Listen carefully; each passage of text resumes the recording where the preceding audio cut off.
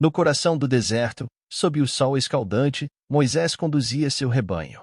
A vida tranquila de pastor era tudo o que ele conhecia agora, mas algo extraordinário estava prestes a acontecer. A calma do deserto foi quebrada quando uma sarça diante de Moisés irrompeu em chamas. Curioso, ele se aproximou, mas as chamas não consumiam a sarça. Então, uma voz poderosa ressoou, chamando-o pelo nome. Era um chamado divino, uma missão para libertar seu povo da opressão no Egito. Moisés hesitou, duvidando de sua capacidade, mas a voz o assegurou de sua presença e poder. Assim, armado com fé e um cajado, Moisés partiu para enfrentar o faraó. Em uma manhã que prometia não mais do que o habitual calor abrasador e a lida diária dos egípcios, a terra dos faraós se viu à beira de um momento que mudaria seu curso eternamente.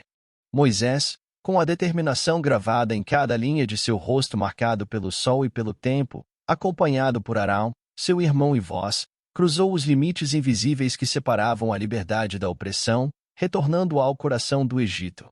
A entrada no palácio foi um choque de mundos. De um lado, a opulência que transbordava das paredes ornamentadas com ouro e pedras preciosas, reflexo da riqueza inimaginável e do poder absoluto do faraó. De outro, dois homens vestidos com a simplicidade de sua fé e coragem, carregando não mais do que a convicção em seus corações e as palavras de um poder maior em seus lábios. A audiência com o faraó foi marcada por um silêncio tenso, quebrado apenas pelas palavras firmes de Moisés, exigindo a libertação dos israelitas. Ao seu lado, Arão reforçava o pedido com igual vigor. Mas o coração do faraó, símbolo de sua inabalável tirania, permanecia impenetrável, tão duro quanto as pedras que formavam as pirâmides que se erguiam majestosas ao longe. A recusa do faraó não foi uma surpresa, mas um estupim para uma batalha divina que se anunciava nos horizontes do deserto. As forças da natureza, até então meras espectadoras da história humana, preparavam-se para se tornar as protagonistas de uma série de eventos sobrenaturais. Moisés e Arão, pequenos em estatura diante do trono do faraó, eram gigantes na fé que os movia, prontos para enfrentar o que viria, armados com a promessa de liberdade para seu povo. A saída dos dois irmãos do palácio foi o prelúdio de um drama celestial que se desenrolaria sobre o Egito. Enquanto caminhavam de volta ao seu povo, o céu, antes um perfeito azul, começava a dar sinais do tumulto que se aproximava. Ventos carregados de mudança sopravam, sussurrando aos ouvidos de todos que uma nova era estava prestes a nascer, uma era onde a liberdade ecoaria por entre as colunas dos templos e as águas do Nilo. Este capítulo da história não era apenas sobre a chegada de dois homens ao Egito, era o início de uma jornada épica, uma colisão entre o divino e o mortal, entre a liberdade e a opressão, narrada pelas vozes da natureza, prestes a cantar a canção da libertação dos israelitas. Em um tempo de desafio e confronto, onde a liberdade de um povo estava em jogo, Moisés, guiado por uma força divina, se ergueu contra o faraó do Egito. As águas do Nilo, fonte de vida e prosperidade para a civilização egípcia, foram as primeiras a testemunhar o poder da mensagem que ele trazia. Com um simples toque de seu cajado, as águas cristalinas se transformaram em sangue, tingindo o rio de morte e desespero, enquanto peixes boiavam à superfície, privando os egípcios de sua principal fonte de sustento. Mas o sinal divino não parou por aí.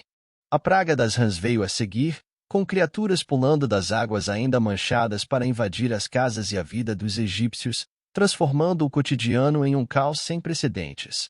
E quando as rãs finalmente se recolheram, da poeira da terra emergiram piolhos, atormentando homens e animais, um lembrete penetrante da presença divina até nas menores criaturas.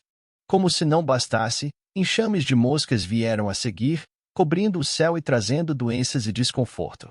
Gósen, porém, permaneceu intocado, um oásis de paz no meio do turbilhão, marcando claramente os protegidos pela divindade. A morte do gado foi a próxima manifestação do descontentamento divino, um golpe direto na economia e no espírito do povo egípcio. O que era abundância tornou-se desolação. E, como se a perda não fosse suficiente, úlceras afligiram a pele de egípcios e de seus animais, marcas dolorosas da recusa do faraó em ouvir. A tempestade de granizo e fogo que se seguiu foi uma visão apocalíptica, destruindo tudo em seu caminho, exceto a terra dos israelitas, poupada pela graça divina. O que sobrou das colheitas, então, foi consumido por nuvens de gafanhotos, deixando o Egito à beira da fome. A escuridão que cobriu a terra por 3 dias foi mais do que uma ausência de luz, foi um véu de desespero que envolveu os corações dos egípcios, isolando-os em um mundo sem esperança. Mas foi a 10ª e última praga, a morte dos primogênitos, que finalmente quebrou a resistência do faraó. A dor de perder o futuro de uma nação inteira foi demais para ser ignorada. Cada praga, cada sinal, não foi apenas um ato de punição, mas uma demonstração de poder, uma chamada para a reflexão e a mudança. Moisés, com a determinação forjada não só na adversidade mas na fé de um povo, liderou os israelitas para fora do Egito, não apenas em busca da liberdade física, mas da redenção de sua alma coletiva. E assim, através das 10 pragas, uma nova história começou a ser escrita, uma história de libertação, fé e a promessa eterna de um futuro forjado pela vontade divina. Na penumbra que precede o alvorecer, os israelitas, conduzidos por Moisés, iniciaram a grande marcha que os levaria para longe da opressão egípcia. Após séculos de servidão, o decreto final do faraó ecoou como um suspiro de alívio e um grito de esperança. A liberdade, tão sonhada e profetizada, começava a se desenhar no horizonte, uma promessa palpável que acelerava os corações e movia os pés cansados pelo deserto. A jornada à frente, embora incerta, estava carregada de significados. Não era apenas uma fuga física das garras do faraó, mas uma peregrinação em busca de uma nova identidade, forjada na liberdade e na fé inquebrantável no Deus que os havia escolhido. Moisés, cuja determinação era a bússola para seu povo, portava não apenas o cajado que o identificava como líder, mas também o peso da esperança de milhares. E, enquanto a primeira luz da manhã começava a dissipar as sombras da noite, um novo desafio se avizinhava, tão imponente quanto as muralhas do Egito, o Mar Vermelho. Esse obstáculo, que para muitos pareceria o fim da jornada, era para Moisés o cenário de um milagre anunciado, o teste supremo de fé e a prova final da proteção divina. O que vem a seguir é o momento que definirá nossa fé, nossa história. Moisés teria dito, seus olhos refletindo a determinação que inspirava seu povo. A travessia que nos espera é mais do que uma passagem. É a ponte para nosso destino, um feito que ecoará pela eternidade. Continua no próximo vídeo.